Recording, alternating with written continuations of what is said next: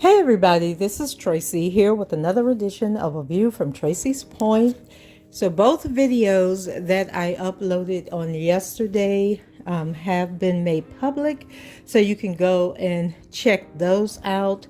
One of the videos was on the Northern District of Illinois requesting a confidential jury, which is different from an anonymous jury.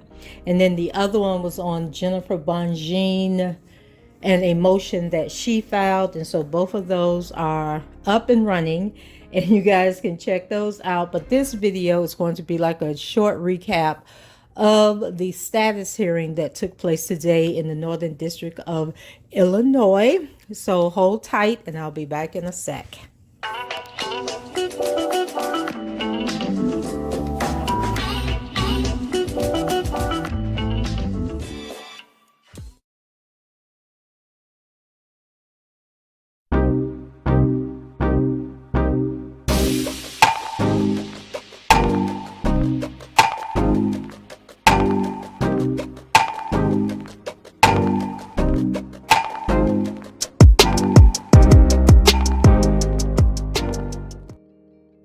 Okay, today's status hearing, my God, was an hour and 40 minutes long. Yeah, it was long, but the reason it was so lengthy was because the judge responded to all these motions in limine and, the request for the confidential jury and court proceedings and how the jury selection is going to be run. Now, one thing that he did that kind of bothered me, he asked the prosecution and the defense how long did they think the trial was going to last, how long it was going to take.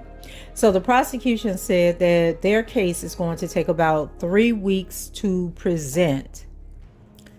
Then he asked the defense, and so Jennifer Bongine says she's going to need about a week to present her case. I think June Brown said they only needed about 3 days, and then Darryl McDavid said that they needed like 3 days to a week, or I may have those two confused. It might have been June Brown that said they was going to need a week, because I was trying to figure out, you got one charge, brother. Why do you need to be up there talking for a whole week? Okay, or how many witnesses are you going to have? So I think it was June Brown that needed a week, and then Darryl McDavid might have been 3 days. So the judge tallied that up. And he says, well, it sounds to me like y'all looking at about a 6-week trial, but I need a 4-week trial. And the reason that bothered me, because I'm like, you're talking about this man's life. How are you going to rush? Like say, oh, we got to do this in 4 weeks. Like you're just going to rush the trial along, whether they're done or not. Like that is so crazy to me. And then they were introducing all this ridiculous stuff that I think is going to be very confusing, because I was confused listening to them explain what they were going to do. And so they were saying things basically like the government might have a witness, but that witness may also be a witness for one of the defense teams, right? So instead of the government calling that person up when it's their turn to present their case, then when one of the defense teams wants to call that person up, they call that person up when it's their turn. Now, to me, that would make more sense and would be less confusing to the jury. But no, the judge wants them. So say that the prosecution calls up a witness, then the defense, they go and question the witness, right? After the direct, they do the redirect. Then after they do the redirect, they will then question that person as a witness, as their witness, and then the government gets to come back and then do a redirect. I was just like so confused.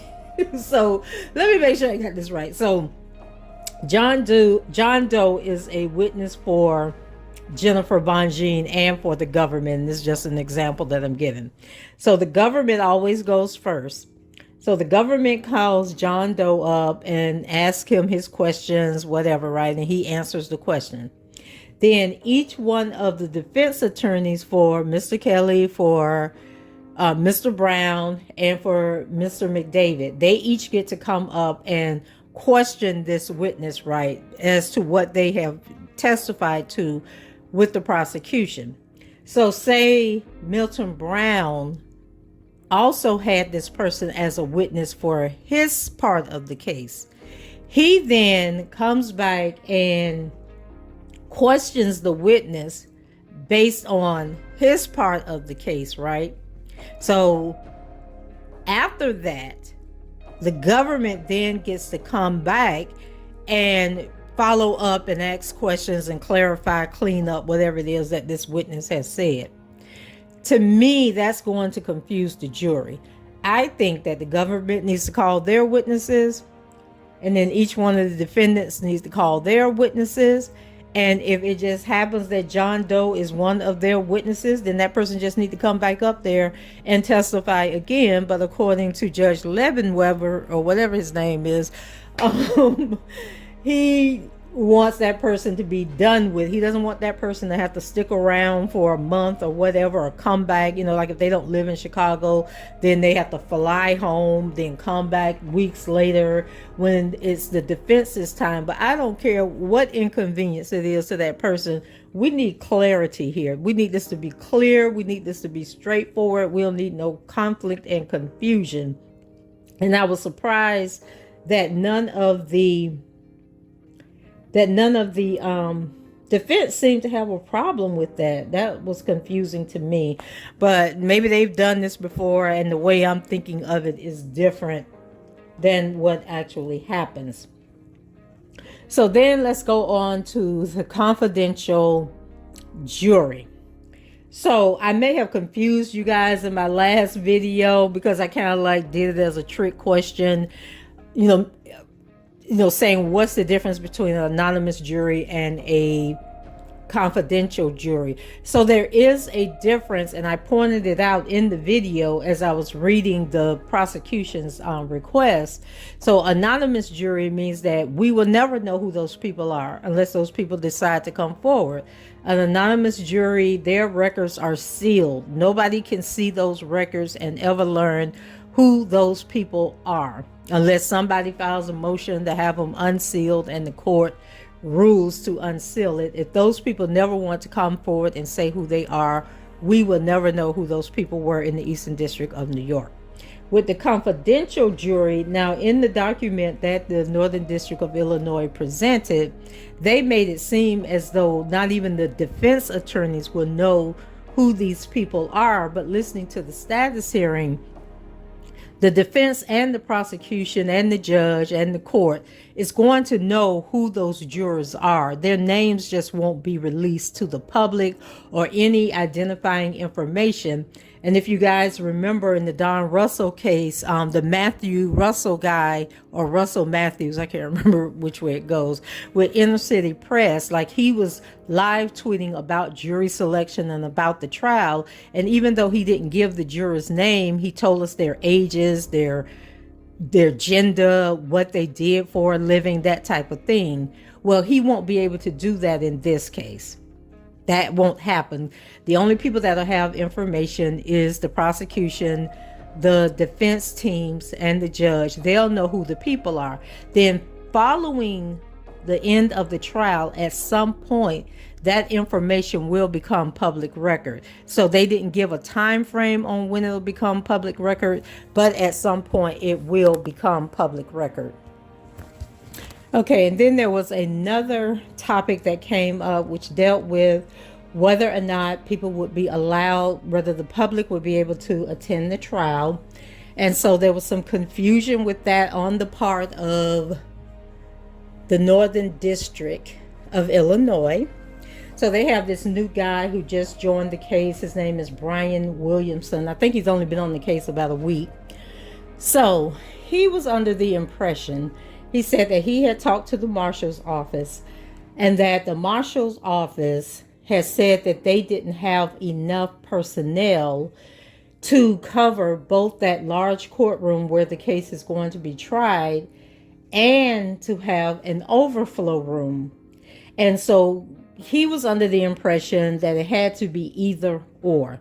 Either you're going to allow people into the main courtroom, or you're going to allow people into an overflow room, and that would be the public and the media.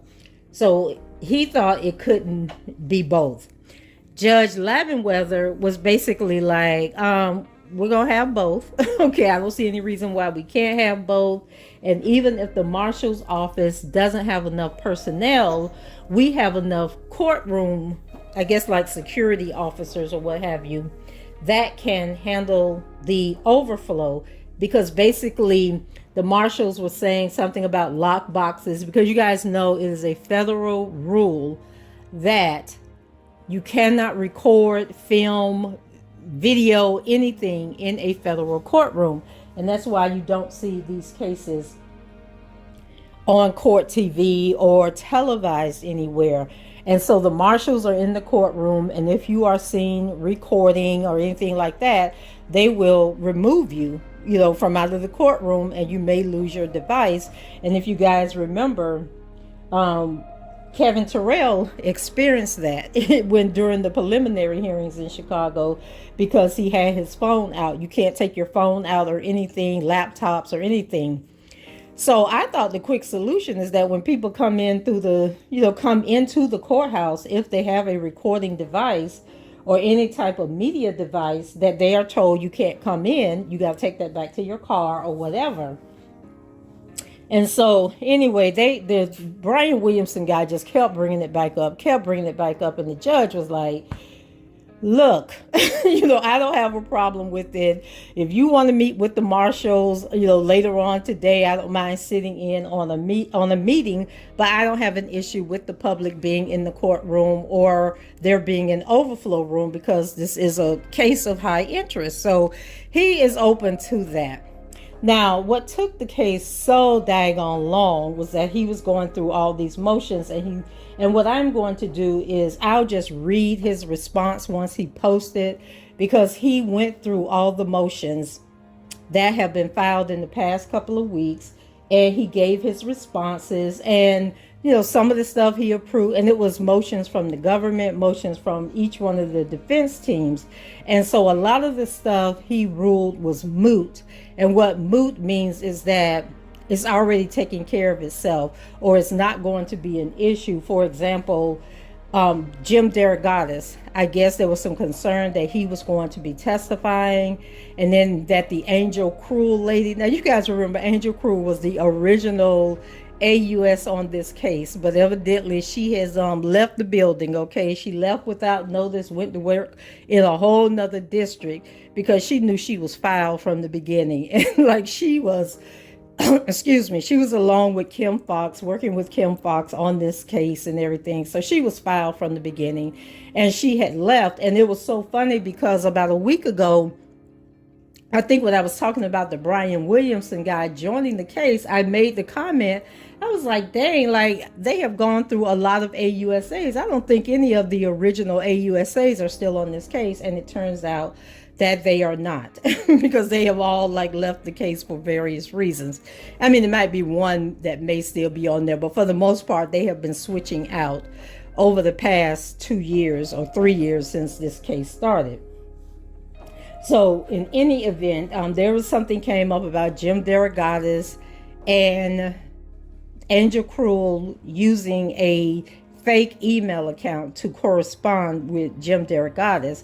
Well, that was ruled a moot point because the government said that Jim Derogatis would not be testifying in this case, and they won't be using his book that he wrote as evidence in the case. And so the judge ruled that it was a moot point. And so when something is ruled a moot point, if the defense or the government tries to bring it up during the trial, then the other party can raise a motion, and then the judge will have to deal with it at that time. So there was several things that he ruled was moot issues. And I think one thing that's important to point out about the motions, like people may see it as it was working against the defense team, but really it wasn't, because what the defense does a lot of times is they will raise questions in their motions in order to compel the government to show their hand. So they raised that motion about Angel Cruel and the email and talking to Jim Derogatis because they wanted to know if the government was going to call Jim Derogatis as a witness. And so in answering the judge, they had to say, we're not going to call him as a witness. And that happened over and over and over and over as he was responding to these motions. So now the defense has a better, glance at what the government strategy is going to be and what type of case they are going to put on. And so there was a few things he raised in, he ruled in favor of the defense, and there were things that he ruled against the defense. And I think overall that this guy, I think he is a fair judge. I really do think that he is a fair judge. And remember, this is the same judge that in the very beginning said he didn't know who R. Kelly was. He had never heard of R. Kelly. And he had to go home, and ask somebody at the house who was R. Kelly. And that's how he found out who R. Kelly was. So I don't see him being unfair. I do, however, see him being impatient. And that goes back to his whole, I need to get this case over with in 4 weeks because other cases need this courtroom. And so he may rush them along, which could be good or bad if the prosecution is trying to drill down on stuff. And he's like, okay, let's move on. I can see him doing that a lot. And he did state on the call that he has a lot of experience and that everybody who's ever tried a case in his courtroom knows that he has tactics to push them along. And so he pretty much wants them to work together, work out any kinks ahead of time, dissolve of issues amongst themselves so that it doesn't cause a delay or interruption in the trial. And let me see what else was. Like I said, I'm going to read his final rulings, his response to the motions. I am going to do a video on that. And I still haven't, I did the one on June Brown, I believe. I don't think I ever did Jennifer Bonjean's motions in limine, but I will get around to those. And I think doing it closer to trial is better than me having done it a few weeks ago. And then people, it'll be fresh on your minds as the trial start. And what else did they talk about? They talked about the jury questionnaires having to be finalized and going out next Thursday, I believe. They already have 100 people who have stated that they can sit for a trial for 4 weeks. And that was another reason that he wanted to shorten it from 6 weeks to 4 weeks, because he didn't want to lose potential jurors. And let's see, I think they were going to stop. And I like the fact that he explained this, because in the Eastern District of New York case, remember I was saying how they had all these potential jurors, but then Judge Donnelly reached like 40 people, and then she just stopped jury selection and chose the jury from those 40 people. And I was like, well, what about all the other people that was there? So he explained that basically they have 100 people that said that they would be available for jury duty, and that they're basically, once they get to about 36 people, they're going to try and seat a jury from those 36 people. And he wants to have the 12 jurors and 6 alternates seated. And the reason he wants to do that is so, because COVID cases are back on the rise. And in the event that, people start catching COVID, because he had a civil case recently where 2 jurors had to be dismissed because of COVID. And so he just wants to make sure he has enough jurors seated. And I think they're going to do jury selection in 2 days. They're going to have 50 people on each day. And what I didn't like about jury selection is that the government, they will have 6 strikes, meaning that they'll have 6 opportunities to strike people from the jury that they don't think will rule in their favor. And guys, while I'm talking to you, I'm holding my little grandbaby. That's why I'm out of breath. Because when I put him down, then he wants me to pick him up. So I'm walking back and forth. So that's why I sound like I'm out of breath. But anyway, the government is going to get 6 strikes. Then he said the defense would get 10 strikes. And so I'm not thinking about the fact that it's 3 different defense teams, right? But then Daryl McDavid's attorney brought it up at the end of the call and was like, it's 3 of us. Why do we have to share these 10 strikes? Like, can we get some extra strikes, like maybe 4 extra strikes? And, just in case we don't agree on who should be stricken, and then you rule in somebody's favor that, yeah, we'll strike this person, then the other person feel like they lost a strike, right? So he said he was going to keep it at 10, but he was open to giving them additional strikes if he realizes during jury selection that there is an issue, there's disagreement, that type of thing. He will issue additional strikes. And let's see. What else? I think that was the most important stuff. Mr. Kelly, Mr. Brown, and Mr. McDavid, they were all on the call. Of course, they didn't speak. I thought it was funny that when they finally got Mr. Kelly up, the judge was like, okay, you're saying that that's Mr. Kelly on the video, but the name on that video is something else. And so his clerk had to explain to him that, they use different conference rooms or something, and the phones are assigned to whoever office, I guess it is, that they're in. And so that was definitely Mr. Kelly on the phone or on the video, but he was just using whoever that person was phone. And he sounded good. He always sounds like himself. He never sounds discouraged or, depressed or down or anything. Very professional, very upbeat. I don't recall Daryl McDavid or June Brown speaking. They may have, but I don't recall hearing them. And then people were respectful for the most part on the call.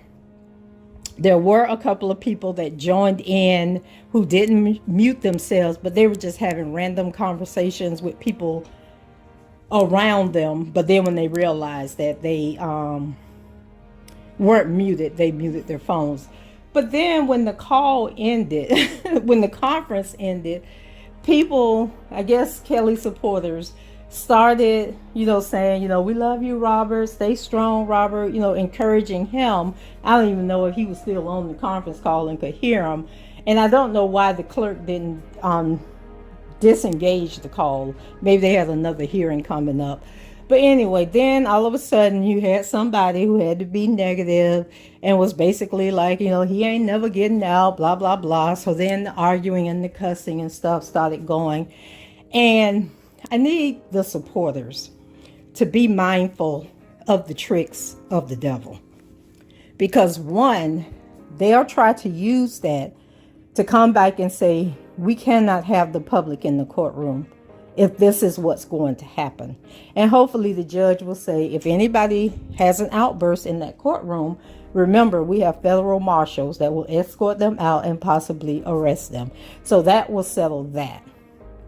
But I just don't want it to get to that point where you're in the courtroom, where you're in the overflow room, and you're fighting and carrying on.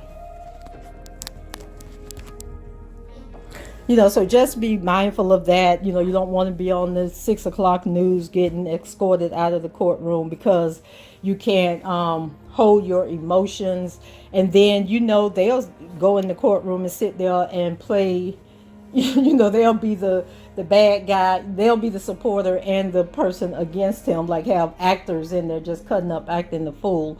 But in any event, it doesn't seem like they talked about the bad acts witnesses, but it doesn't seem like they're going to have a lot of bad act witnesses like they did in the Eastern District of New York case. I didn't get that sense, but I'll be able to see more once I start reading his final motions and that type of thing. It seems like it's going to be pretty cut and dry. There was one person that they said they wanted to appear via video conference.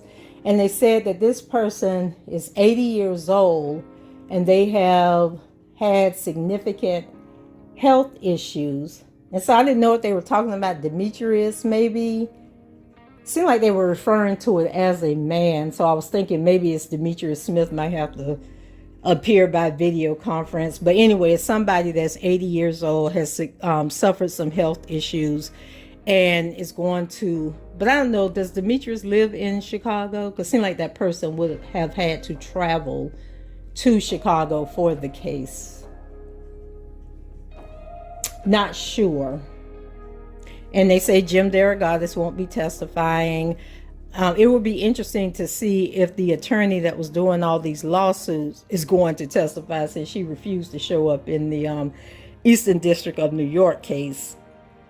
But we'll just have to wait and see, you know, as it moves closer. It doesn't seem like there's going to be any opportunities for the case to be delayed, that they're moving forward. I think they approved the final draft of the juror questionnaires, or any final changes will have to be in by Thursday, which I guess is tomorrow, and the juror questionnaires will be available next Thursday. And I'm thinking they must do it because, like, here they send you a postcard and you have to fill out the questions. Actually, I think they send you a postcard and you go online and fill out the questions, and then they determine if, you know, you're suitable for the jury, and then they send you a link to complete the questionnaire. So maybe that's why they're able to do it so close to the trial starting. But I think anything that I've forgotten will probably come up in the motions and the judge's response to the motions. But I think those were like the important things that came out of it, just a brief overview. And if I think of anything else, of course, I can always come back and let you guys know. So that's it for me. Go ahead, leave your comments below, rate the video, and subscribe to the channel if you haven't done so already. And until the next time, I shall talk to you guys later. Bye-bye.